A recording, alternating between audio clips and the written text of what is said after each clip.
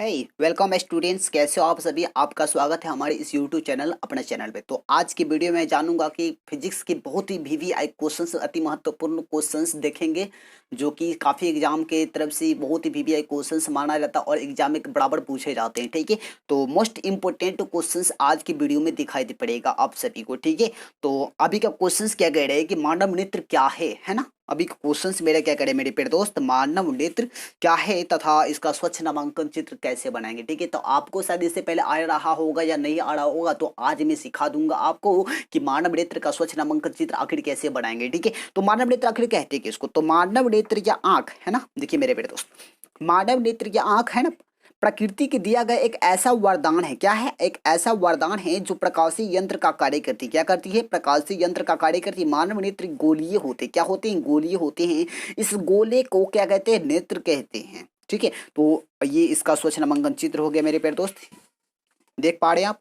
और इसको अभी मैं बनाने जा रहा हूं। सबसे सटीक तरीका इसका क्या होगा बनाने की, जो आप देखते रहे इस वीडियो को।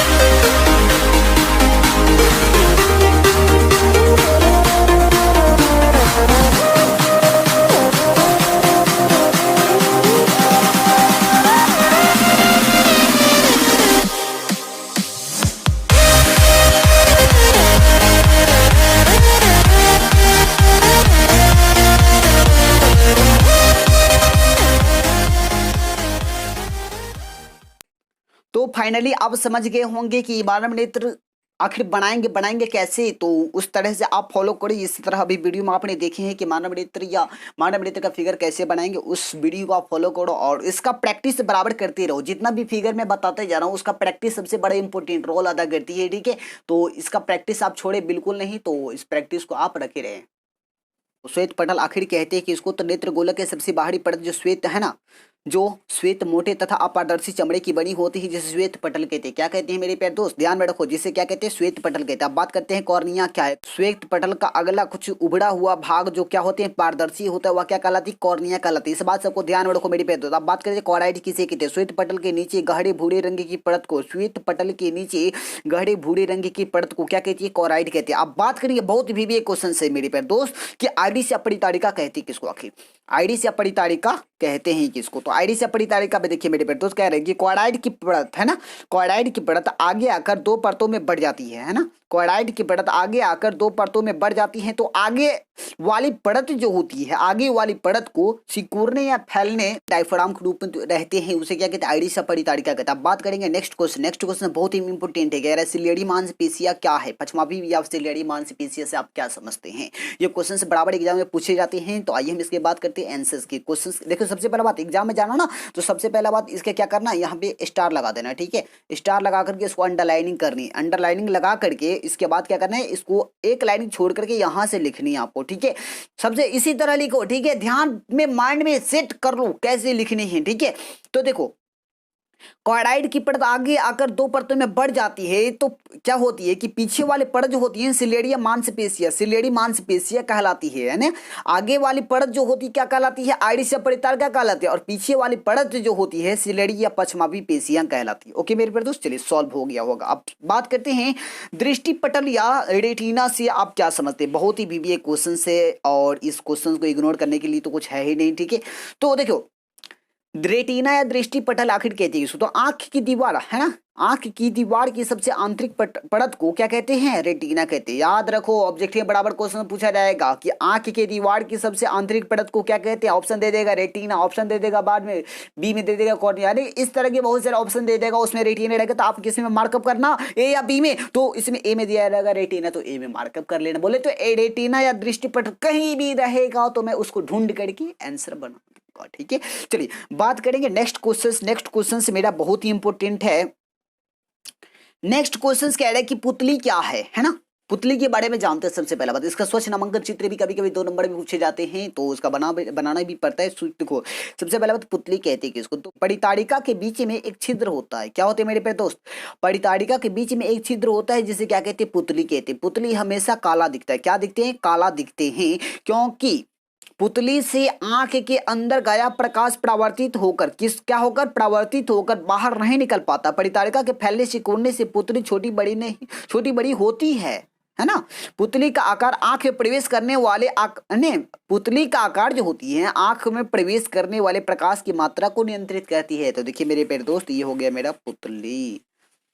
देख रहे हैं, इस भाग को कहते हैं पुतली, इस भाग को कहते हैं परिताड़िका, और इस भाग को कहते हैं जो व्हाइट व्हाइट दिखती है डिम्मा जिसको आप लोग बोलते हो, उसको कहते हैं कॉर्निया। ध्यान रखना, ठीक है। बहुत ही बीबीए क्वेश्चंस। नेक्स्ट क्वेश्चंस मेरा क्या कह रहा है कि समंजन क्षमता से आप क्या समझते हैं, समंजन क्षमता से आप क्या समझते, तो देखो कैसे लिखेंगे आंसर। देखो सबसे पहला बात, एग्जाम आपसे क्वेश्चन पूछा जाएगा समंजन क्षमता, तो आप क्या करना है, इससे सबसे पहले स्टार लगा देना है, ठीक है।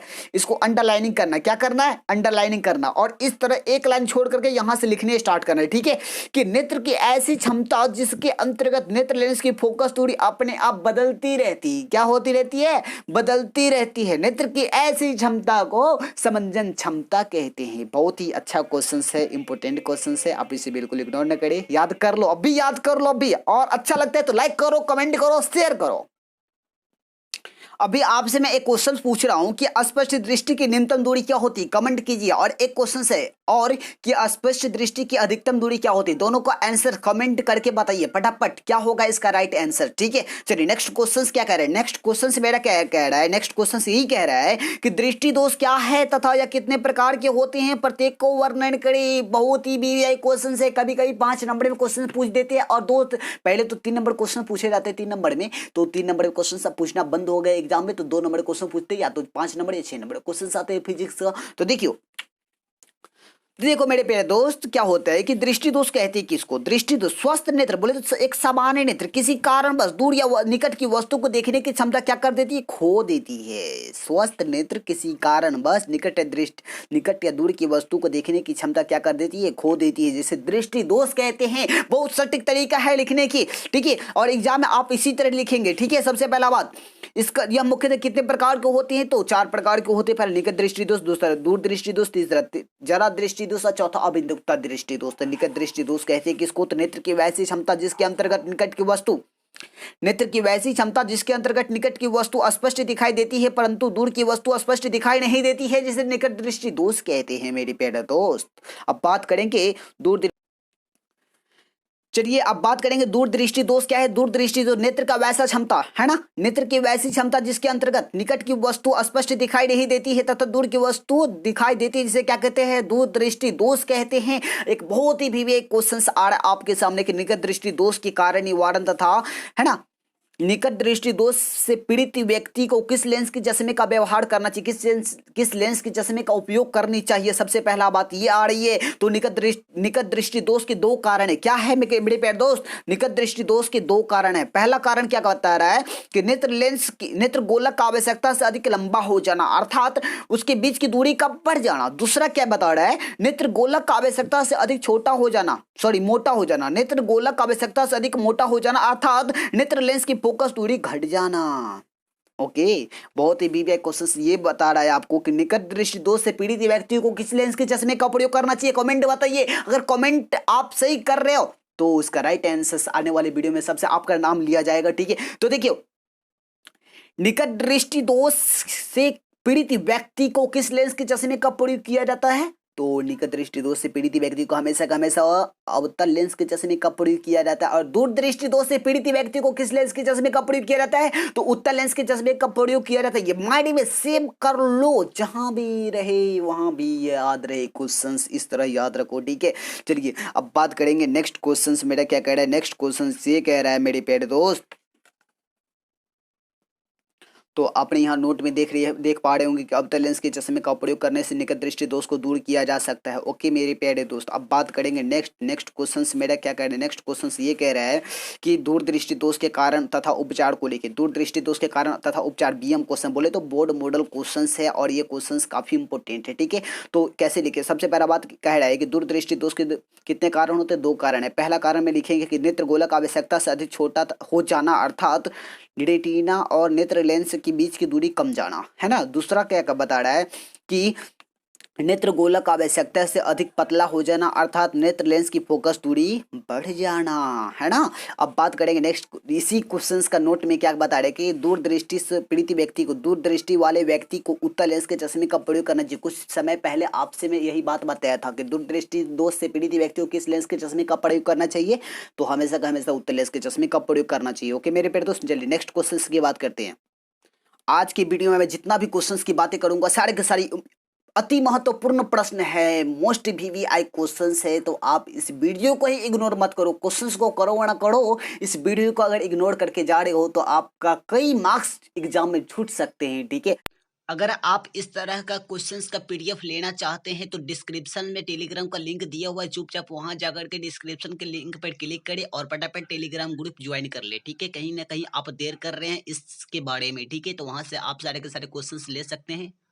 तो देखिए नेक्स्ट क्वेश्चन कह रहे हैं कि जरा दृष्टि दोष क्या है तथा इसके उपचार को लिखे। जरा दृष्टि दोष कहते हैं किसको, तो उम्र बढ़ने के साथ साथ वृद्धावस्था में नेत्र लेंस की है ना, नेत्र लेंस की लचक तथा सिलेडी मांसपेशियों की संबंधन क्षमता क्या होती है, घट जाती है, जिसके कारण निकट दृष्टि तथा दूरदृष्टि दोष जैसे, है ना, दूरदृष्टि दोनों प्रकार के दोष उत्पन्न हो जाती है, जिसे जरा दृष्टि दोष कहते हैं। तो जिस व्यक्ति को निकट दृष्टि दोष तथा दूर दृष्टि दोष से दोनों से पीड़ित हो तो वह व्यक्ति क्या कहलाएगी, जरा दृष्टि दोष से पीड़ित व्यक्ति कहलाएगी। अब बात करेंगे नेक्स्ट क्वेश्चन क्या कह रहा है, बहुत ही इंपॉर्टेंट क्वेश्चन। अच्छा एक बात बताइए, जरा दृष्टि दोष से पीड़ित व्यक्तियों को किस लेंस के चश्मे का प्रयोग करना चाहिए, तो यहाँ पर देख पा रहे आप गोले में क्या कह रहा है, बाइफोकल लेंस। जी हाँ, बिल्कुल सही है कि बाइफोकल लेंस का प्रयोग करने से जरा दृष्टि दोष को दूर किया जा सकता है। अब बात करेंगे नेक्स्ट क्वेश्चन, बहुत ही इंपॉर्टेंट क्वेश्चन कह रहा है कि तारे टिमटिमाते नजर आते हैं क्यों, समझाएं। 2 नंबर के क्वेश्चंस पूछे जाते हैं आपसे एग्जाम में और आप इसे बिल्कुल छोड़ छाड़ करके चले आते हैं। आपको लगता है यार बहुत ही हार्ड क्वेश्चंस पूछ दिया है, और ये काफी इंपॉर्टेंट क्वेश्चन सब है और ये एकदम इजी सा क्वेश्चन है। देखिए मेरे प्यारे दोस्त, बस आपको इतना लिखना है ना। लिखना क्या है कि वायुमंडल में गर्म तथा ठंड हवाएं की धाराएं हमेशा बहती रहती है ना। ठंड हवा का अपर्तनांक तथा घनत्व गर्म हवा की अपेक्षा अधिक होती है। वायुमंडल के अपर्तनांक में होने वाले परिवर्तनों के कारण, है ना, होने वाले परिवर्तनों के कारण तारों से प्रेक्षक तक पहुंचने वाले किरण अगल बगल मुड़ जाती है। क्या होती है, अगल बगल मुड़ जाती है। इसी विचलन के कारण प्रकाश बहुत थोड़े समय के लिए अंशतः या पूर्णतः कट जाती है, इसीलिए तारे टिमटिमाते नजर आते हैं, टिम टिम टिम टिम टिम। ओके नेक्स्ट क्वेश्चन कह रहा है कि इंद्रधनुष क्या है। इंद्रधनुष बहुत ही अच्छा क्वेश्चन है और ये क्वेश्चन आपका एग्जाम में सबसे इजी क्वेश्चन यही लगता रहता है कि इंद्रधनुष पूछ दिया है, क्या मजा आ जाएगा आज। तो देखियो इंद्रधनुष अगर कहते हैं किसको, तो वर्षा होने के बाद जब सूर्य का प्रकाश वायुमंडल के धूल कणों से लटके वर्षा की बूंदों से होकर गुजरती है। क्या गुजरती है, सूर्य के प्रकाश गुजरती है मेरे प्यारे दोस्त, ध्यान में रखो इस बात को, है ना। तब प्रकाश क्या करेगा, तब आकाश में सूर्य विपरीत दिशा में अर्धवृत्ताकार एक रंगीन पट्टी दिखाई देती है। क्या होती है, एक रंगीन पट्टी दिखाई देती है। कहाँ दिखाई देती है, सूर्य में नहीं यार, आकाश में, है ना। इस बात से फोकस करो, आकाश में एक रंगीन पट्टी, क्या कह रहा है कि विपरीत दिशा में आकाश में अर्धवृत्ताकार एक रंगीन पट्टी दिखाई देती है, जिसे क्या कहते हैं, इंद्रधनुष कहते हैं। बस इतनी सी बात लिख देना है, बस 2 मार्क्स मिल जाएगा आपको। ये बोले तो काफी इंपॉर्टेंट क्वेश्चन सब है। और देखो जैसे कि यहाँ पे देख रहा है, ये हो गया। अब देख समझ पा रहे होंगे इस फिगर से कि क्या समझा रहे थे हम। ओके नेक्स्ट क्वेश्चन से बहुत ही इंपॉर्टेंट क्वेश्चन। नेक्स्ट क्वेश्चन क्या कह रहा है कि प्रकाश के, है ना, प्रकाश के प्रकीर्णन से आप क्या समझते हैं। बहुत ही वीवीआई क्वेश्चन से। देखो मेरे पैर, तो सबसे पहला तरीका देखो लिखने की क्या है, उस तरीके को आपको फॉलो करना है। ठीक है, एग्जाम हॉल में देखो तो प्रकाश के मेरे पैर दो देखियो यहाँ पे सबसे पहला बात कि प्रकाश के प्रकीर्णन से आप क्या समझते हो। तो प्रकाश के प्रकीर्णन, सबसे पहला बात यहाँ पे स्टार मार्क देना है। क्या देना है मेरे प्यारे दोस्त, यहाँ पे स्टार मार्क दे करके इसको अंडरलाइनिंग करनी है। क्या करनी है मेरे प्यारे दोस्त, ध्यान में देखो, यहाँ पे इसको अंडरलाइनिंग करनी है और अंडरलाइनिंग करके लिखना क्या है कि प्रकाश का एक अंश का किसी कण पर पड़कर, है ना, प्रकाश का एक अंश का किसी कण पर पड़कर विभिन्न दिशा में छितराने को क्या कहते हैं? प्रकाश का प्रकीर्णन कहते हैं। जैसे कि टॉर्च है, इसमें एक ऐसा लेंस होता है जिसके कारण प्रकाश एक जगह रहती है ना, वहां से छितर आ जाती है। ठीक है, तो इस बात से को फॉलो कर। अब बात करेंगे बहुत ही बोले तो बोर्ड मॉडल क्वेश्चंस है। बोर्ड मॉडल क्वेश्चंस क्या है? तो टिंडल प्रभाव क्या है, ये आपसे एग्जाम पूछ दिया जाता है और आप क्या करते हैं, फटाफट आंसर डायरेक्ट लिखते जाते हैं। नहीं, सबसे पहला बात यहाँ पे क्या करेंगे, हम सबसे पहला बात करेंगे स्टार मार्क देंगे और इसको अंडरलाइनिंग करेंगे। ठीक है, इसको थोड़ा एक लाइन और इसी पे एक बार और लिख देंगे, इसको थोड़ा मोटा दिखेगा ताकि एग्जाम हॉल में सबसे पहला बात नजर उसी पे जाता है। ठीक है, तो टिंडल प्रभाव कहती है किसको? तो किसी कोलाइडी विलयन में निलंबित कणों की प्रकीर्णन को, किसी कोलाइडी विलयन में निलंबित कणों के प्रकीर्णन को क्या कहते हैं मेरे प्यारे दोस्त? टिंडल प्रभाव कहते हैं। ध्यान में रखो इस बात को मेरे प्यारे दोस्त। चलिए बात करें हैं लास्ट क्वेश्चंस। इस वीडियो का लास्ट क्वेश्चंस क्या है कि सूर्योदय सूर्यास्त के समय सूर्य लाल दिखाई देता है क्यों? बहुत मस्त क्वेश्चंस है और आपके एग्जाम में 2 नंबर के क्वेश्चन पूछे जाते हैं फिजिक्स में, तो ध्यान में रखिए इस बात को। ठीक है, सूर्योदय सूर्यास्त के समय सूर्य लाल दिखाई देता है क्यों? तो सूर्योदय या सूर्यास्त के समय, है ना, सूर्य का प्रकाश को वायुमंडल से होकर अधिक दूरी तय करनी पड़ती है। इस बात को ध्यान में रखो। सूर्योदय और सूर्यास्त के समय सूर्य की प्रकाश को वायुमंडल से होकर अधिक दूरी तय करनी पड़ती है, जो मुख्यतः नीले रंग को, है ना, प्रकीर्णित कर देता है। और जो बचा हुआ रंग होता है क्या होते हैं? वह लगभग लाल ही दिखाई देती है ना, वह लगभग लाल ही दिखाई देती है। यही कारण है कि सूर्योदय या सूर्यास्त के समय सूर्य लाल दिखाई देता है। तो आई होप आपने सारे मोस्ट भी क्वेश्चन समझ गए होंगे और इस सारे क्वेश्चंस को एक बार स्क्रीनशॉट बराबर लेते रहो, एक बार 2 बार 3 बार प्ले करके देखो इस सारी वीडियो को। और अच्छा लगे तो लाइक करो, कमेंट करो, शेयर करो और सब्सक्राइब तो सबसे पहला बात कर लो। ठीक है, शेयर करो या ना करो, क्योंकि आप देख रहे हो, आप इसे सब्सक्राइब करो, कमेंट करो अगर कैसा लग रहा है ये सारे के सारे क्वेश्चंस, क्या मुझे कराना चाहिए कि नहीं कराना चाहिए। ठीक है, और ये अच्छा लग रहा है तो लाइक कमेंट शेयर जरूर कर देना। ठीक है, आई होप मिलते हैं नेक्स्ट वीडियो में। जय हिंद।